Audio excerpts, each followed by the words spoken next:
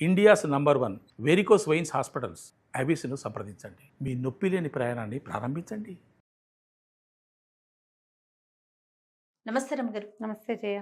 రమగారు, రాజుల కథలు ఎప్పుడో పాతయి కాకుండా కొంచెం మన ముందు తరాల రాజుల కథలు అలా ఏమన్నా చెప్పుకుందామండి. పిల్లలకు కూడా కొంచెం ఇంట్రెస్టింగ్ ఉండి మరాఠీ రాజులు ఉంటాయి, చరిత్రలు ఉంటాయి కదా, మరాఠీ రాజులు, రసపుత్రులు, రాజపుత్ర గాథలు, అవును, అవన్నీ చాలా ఉన్నాయి. మొగలాయిలు అంటే మొగలాయిల కథలు కూడా ఉన్నాయి, కానీ మహారాష్ట్రియన్స్ అంటే మనకి శివాజీ, ఛత్రపతి సంభాజీ, తర్వాత ఏమో మహారాణా ప్రతాప్, వాళ్ళిద్దరి కథలు అవి బాగుంటాయి. అయితే ఈ హిస్టరీలో ఉన్న రకరకాల కథలని కొన్ని చందమామ కథల రూపంలో కూడా మనకు కనపడతాయి జయ. రాణా సంఘ్ వాళ్ళందరివి మరి 50లలో వాళ్ళకి తెలిసిన హిస్టరీని రాయబడిన స్టోరీస్ అన్నమాట. దేవరాజు అనే ఆయన ఒక కథ చాలా బాగుంటుంది. ఈయన జైసాల్మీరు రాజుగారి కొడుకట. ఆయన కథ ఒకసారట ఒక యోగి, ఆయన ఆరావళి పర్వతాల్లో ఒక యోగి ఒక ఆయన ఉండేవాడట. ఆయన తపస్సు చేసుకుంటుంటే ఒక 12-13 సంవత్సరాల కుర్రాడు పరిగెత్తుకుంటూ వచ్చాడట. చిన్న పొన్న దెబ్బలు ఉండేవాడు ఒంటి మీద. పరిగెత్తుకుంటూ వచ్చి ఈ యోగి పాదాలు పట్టుకుని, అయ్యా నన్ను రక్షించండి, నేను జైసాల్మీరు రాజుగారు అయిన బీజీరావు గారి కుమారుణ్ణి, దేవరాజు నా పేరు, మా నాన్నని సంహరించి మరి శత్రువులు రాజ్యాన్ని ఆక్రమించారు, నన్ను చంపటానికి వెంబడపడ్డారు, గుర్రం చచ్చిపోయింది, నేను పరిగెత్తుకుంటూ వచ్చాను, నన్ను రక్షించండి అన్నాడు. 12-13 ఏళ్ళ పిల్లాడు. రాజపుత్రుల పిల్లలు కొంచెం బలంగా దృఢంగా ఉంటారు. ఆయనకి తెలిసింది రాజుగారి అబ్బాయి తనని శరణొచ్చాడని. ఆయన ఏమన్నట్ట, సరే ఆ ఒంటి మీద బట్టలు విప్పేసి అక్కడున్న అంగవస్త్రం కట్టుకొని ఒక ఉత్తరీయం లాంటిది ఇచ్చారట. అంగవస్త్రం ఉంటుంది కదా, చిన్నది, పంచ అంత పెద్దది కాదు, అంగవస్త్రం కట్టుకోమని ఆ కుర్రాడు అంగవస్త్రం కట్టేసుకున్నట్ట. ఈయన తన ఒంటి మీద జంధ్యం ఉంటే అందులోంచి ఒక పోస తీసి, 3 పోసలు ఉన్నాయో 2 పోసలు ఉన్నాయో ఆయన ఒంటి మీద, ఒకటి తీసి పిల్లవాడి మెడలో వేసేట. జంధ్యంగా వేస్తారు కదా, జంధ్యం వేసి అక్కడ ఆహారం ఉంది, 2 విస్తర్లు వేసి నీకు నాకు వడ్డించన్నట్టు. కుర్రాడు గబగబా ఏం చేసేట, 2 విస్తర్లు వేసేసి గిన్నెలు పెట్టాడు. ఒక పెరుగు పచ్చడి లాంటిది ఒక పదార్థం, పులగం. వీళ్ళిద్దరూ ఆకులు ముందు కూర్చున్నారు. కూర్చునేసరికి లోపలికి 5-6 సైనికులు గబగబా వచ్చారు. వాళ్ళకి తెలిసింది యోగి గారు భోజనం చేస్తున్నాడు అని. ఆకులు ఉన్నాయిగా, 2 పిల్లలు ఉన్నారు. ఈయన చెప్పాడు, వాళ్ళు రావడానికి ముందు నీ పేరు సోంభట్లు, పేరు అడిగితే సోంభట్లు అని చెప్పు అని చెప్పాడు. సోంభట్ అన్నాడు. సరే, ఇవి లోపలికి వచ్చిన సైనికులు నాలుగు ఖర్చుకుని, అయ్యగారు తమరు భోజనం చేస్తున్నట్టున్నారు గురుగారు, ఒక 12-13 సంవత్సరాల రసపుత్ర కుర్రవాడు ఏమైనా వచ్చాడా ఈ ప్రాంతానికి? లేదే, నేను చూడలేదు. ఏరా సోంభట్లు, నువ్వేమైనా చూసావా అన్నాడు. కుర్రాడు, నేను చూడలేదు గురువుగారు, పొద్దునుంచి ఇటువైపు ఎవరూ రాలేదు అని చెప్పి, మీకు కొంచెం పులగం వడ్డించమంటారా అన్నాడు. అనేసరికి వీళ్ళకి అర్థమైంది, వీళ్ళిద్దరు భోజనం చేస్తున్నారు. ఈ సోంభట్లుగా ఉన్న కుర్రాడి వైపు చూశారు. వాడు కొంచెం మటసంగా 12-13 సంవత్సరాల కుర్రాడుగా ఉన్నాడు. ఉపరి వస్త్రం లేదు. రసపుత్రులు ఉపరి వస్త్రాలు లేకుండా ఉండరు. రాజపుత్రులు, రాజ్పుట్స్ పై బట్ట వేసుకుంటారు. బ్రాహ్మణ పిల్లలు అయితే నడువుకు అంగవస్త్రం కట్టుకుని ఒంటి మీద చొక్కా లేకుండా భోజనం చేస్తారు. ఇక్కడ కూర్చున్నవాడు గురువుగారితో పాటు కూర్చున్నాడు. వాడి ఒంటి మీద ఏమో జంధ్యపోగుంది, అంగాస్త్రం కట్టుకున్నాడు, ఉపరి వస్త్రం లేదు, చొక్కా విప్పి తినాలి అన్నం. చొక్కా వేసుకుని అన్నాలు తినరు, తినేవాళ్ళు కాదు.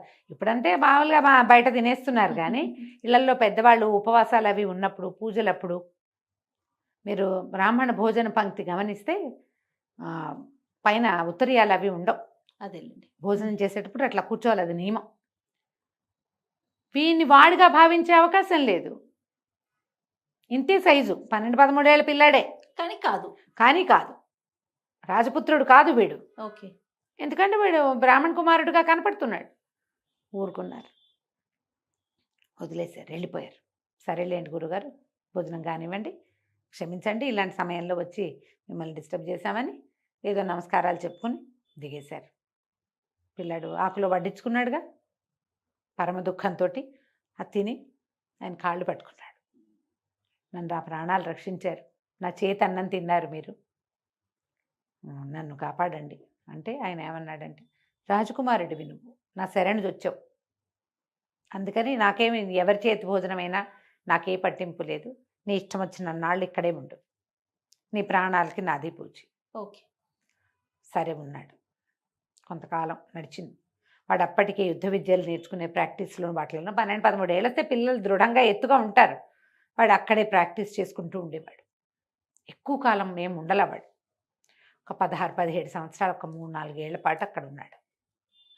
3 ఏళ్ళు నిండుతుండగా ఇంచుమించుగా గురువుగారికి చెప్పాడు, నేను ఇంకా ఇక్కడే ఉంటే నా రాజ్యం ఏ దిక్కులో ఉందో కూడా నేను మర్చిపోతాను, నాకు ఆజ్ఞ ఇవ్వండి, నేను వెళ్ళొస్తానన్నాడు.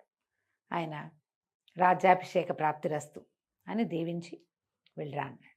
కుర్రాడు అన్నాడు, మీ జ్ఞాపకార్థం ఈ అంగవస్త్రాన్ని నేను తీసుకెళ్తానని అడిగి ఆ రోజు తను కట్టుకున్నటువంటి ఆ వస్త్రాన్ని మడత పెట్టి బ్యాగ్లో పెట్టుకున్నాడు.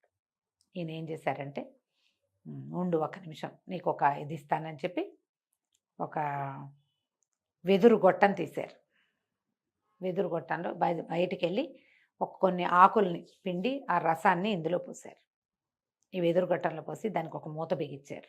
మనం చూస్తాం కదా, ప్యాకేజ్ కోసం వాడేవాళ్ళు. పూర్వకాలం ఏం చేసేవాళ్ళు, వెదురుకి 2 కణుపులు ఉంటాయా, ఒక కణుపు దగ్గర నరికితే 2వ కణుపు దాకా హాలో ఉంటుంది లోపల, అందులో ఏదైనా స్టోర్ చేసుకోవచ్చు.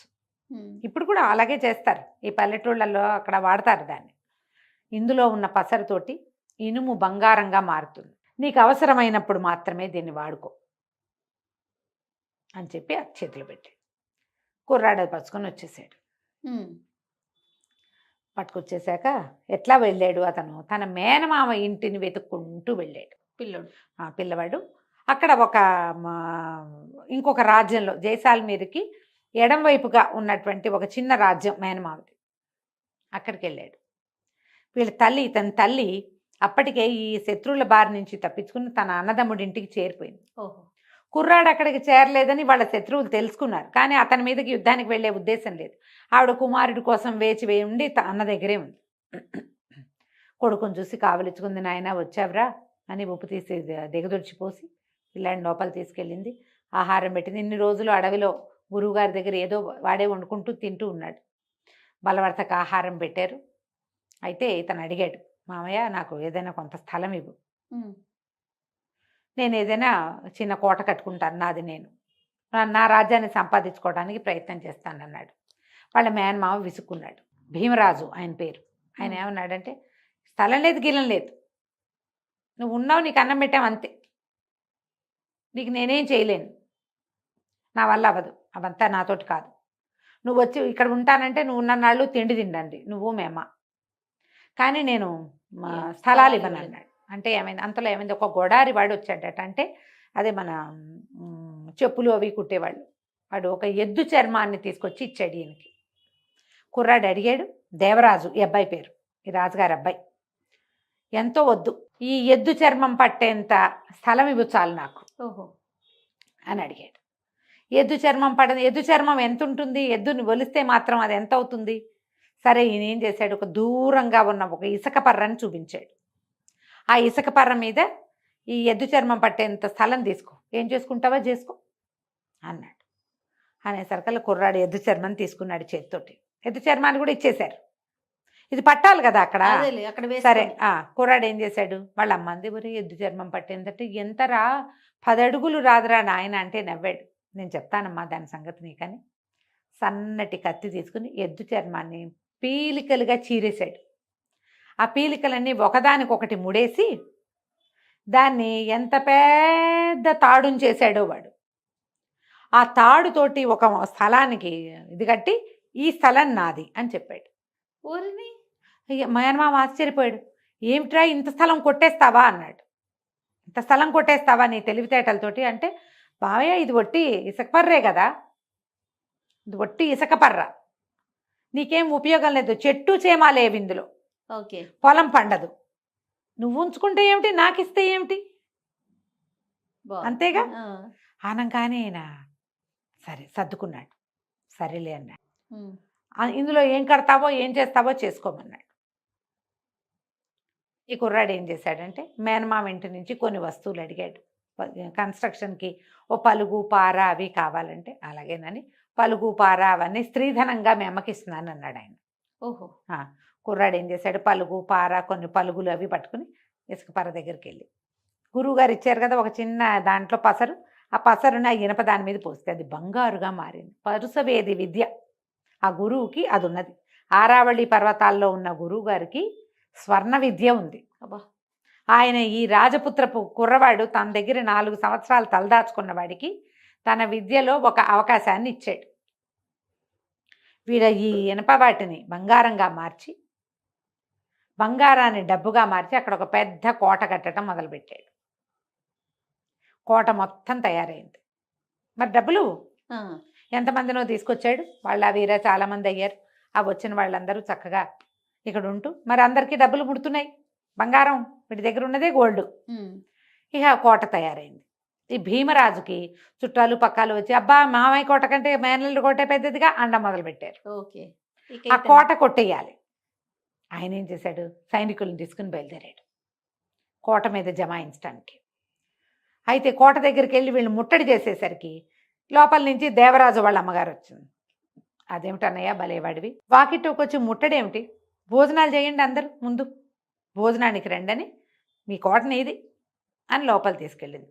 కుర్రాడు అన్నాడు, దేవరాజు మావయ్య నీ స్థలంలో కట్టాను, నా డబ్బు అయితే నీ డబ్బు కదా, నీ స్థలం నాదైంది, నా డబ్బు నీ డబ్బులు కావు, ఓహో. నీదే డబ్బు, శుభ్రంగా భోజనం చేయండి అని అందరికీ భోజనాలు, షడ్రసోపేతమైన అద్భుతమైన భోజనం పెట్టాడు. యుద్ధం కోసం వస్తే వచ్చిన సైనికులందరికీ భోజనం పెట్టారు. అందరూ భోజనాలు అయిపోయాక ఎవరి పై వస్త్రాలు వాళ్ళు భుజాల మీద వేసుకునే ఉంటాయి, అవి తీసుకోవడానికి వస్తే అందరికీ కొత్త బట్టలు పెట్టున్నాయి. అక్కడ ఆ బట్టలు తీయబోతుంటే బట్ట వస్త్రం ఎంత బరువు ఉంటుంది, అన్ని బరువుగా ఉన్నాయి. ఏమిటి బరువుగా ఉన్నాయి అంటే ప్రతి వస్త్రానికి చెంగున 100 నాణేలు, బంగారు నాణేలు మూటగట్టున్నాయి. అబ్బా, అబ్బా. వాళ్ళు ఆశ్చర్యపోయారు, ఇదేమిటి ఇంత డబ్బు ఇస్తారంటే, మీకే రేపు మనం జైసాల్మీర్ మీద యుద్ధానికి వెళ్ళబోతున్నాం, దానికి మీకు జీతం ఇచ్చానన్నాడు. వీళ్ళు తెల్లబోయారు, మాకు 10 నాణేలే మా జీతం, నువ్వు 100 నాణేలు ఇచ్చావు, ఇవాళ నుంచి మీ జీతం పెరిగింది, మీరు భీమరాజు దగ్గర సైనికులు కాదు, జైసాల్మీర్ మీదకి యుద్ధానికి వెళ్ళబోయే సైనికులు, మీకు జీతం దానికి తగినట్టు ఉండదు, జైసాల్మీర్ మన వశమైతే కోట్లు ఉన్నాయి మనకు అక్కడ అన్నాడు. మొత్తం సైనికులంతా దేవరాజు అయిపోయారు. ఎప్పుడైతే సైనికులు మేము యుద్ధం చేయము నీతోటి, మేము దేవరాజు దగ్గర ఉంటాం అనగానే భీమరాజు అందరినీ పొట్లాడాడు, దుర్మార్గులారా ఇంత పని చేస్తారా, నన్ను మోసం చేస్తారా అంటే సైనికులు తిరుగుబాటు చేసేశారు అతని మీద. మోసం నీదా మాదే, నువ్వు ఎద్దు చర్మానికి సరిపడా ఇదని ఒక ఇసుక పర్రనిచ్చావు బాలుడికి, 18 సంవత్సరాల కుర్రవాడికి నువ్వు ఇచ్చింది ఒట్టి స్థలం, నువ్వు ₹1 ఇవ్వల. మీ ఇంట్లో ఉన్న నాళ్లే పెట్టేవన్నాం. ఆ తర్వాత కష్టపడి కుర్రాడు దగ్గరుండి తల్లి కొడుకు కోటను కట్టించారు. అతని కోటను జయించడానికి బయలుదేరింది నీది మోసమా మాదే మోసం? మేము సైనికులం, ఎక్కడైనా సరే ఒళ్ళమ్ముకునే వాళ్ళమే, నీకమ్మే బదులు వాడికి అమ్మతావు, కానీ నువ్వు చేసిన పని ఏమిటి అనగానే ఇంకేం చేస్తాడు, తిరుగుబాటు. నోరు మూసుకుని ఆయన ఇంటికి వెళ్ళిపోయాడు. ఉమ్, దేవరాజు మొత్తం ఆ ఊళ్ళో ఉన్న ప్రతి సైనికుడిని కొన్నాడు. అందరూ కలిసి జైసాల్మీర్ మీద యుద్ధానికి వెళ్ళారు. మరి ₹10 జీతం నుంచి ₹100 జీతానికి పెంచిన వాడి పట్ల ఎలాంటి కృతజ్ఞత ఉంటుంది? ప్రతివాడు తన కొడుకుని, చుట్టాన్ని, బావమరిదిని అందరినీ సైన్యంలోకి దింపారు. ఈ ఊరంతా వెళ్ళి జైసాల్మీర్ మీద పడింది. కుర్రాడు కత్తి పట్టగలిగిన ప్రతి రాజపుత్ర కుర్రాడు వెళ్ళిపోయాడు యుద్ధానికి. వెళ్ళేసరికి జైసాల్మీర్ కోట వీళ్ళకి వశమైంది. ఈయన రాజ్యాభిషేకానికి వెళ్తుంటే ఒక పాత అంగవస్త్రం ఉంది అతని భుజం మీద. అందరు అడిగారు, ఇదేమిటి, ఇదేదో వస్త్రం వేసుకున్నామంటే, ఇది నా ప్రాణం కాపాడింది ఈ అంగవస్త్రం, ఇది నాతోటే ఉంటుంది అని చెప్పాడు. ఆ తర్వాతట ఎప్పుడు ఎవరు రాజ్యాభిషేకం చేసుకున్నా అంగవస్త్రాన్ని భుజం మీద వేసుకోవటం ఆ రాజ్యపు ఆచారంగా మారిందట. ఈ వస్త్రం ఇతని దగ్గరే ఉంది. తర్వాత అందరూ కూడా ఆయన భుజం మీద అంగవస్త్రం వేసుకునేవాడు, మనం కూడా వేసుకోవాలని ఇంకా అదే మొదలుపెట్టారట. ఇది చందమామలో వచ్చిన కథ, 50s రాయబడింది. చరిత్ర నుంచి తీసుకున్న విషయాన్ని కథలోకి కొంచెం బాగా అనువదించినట్టున్నారు. కంచికి మనం ఇంటికి. నమస్తే రమ్య గారు. నమస్తే.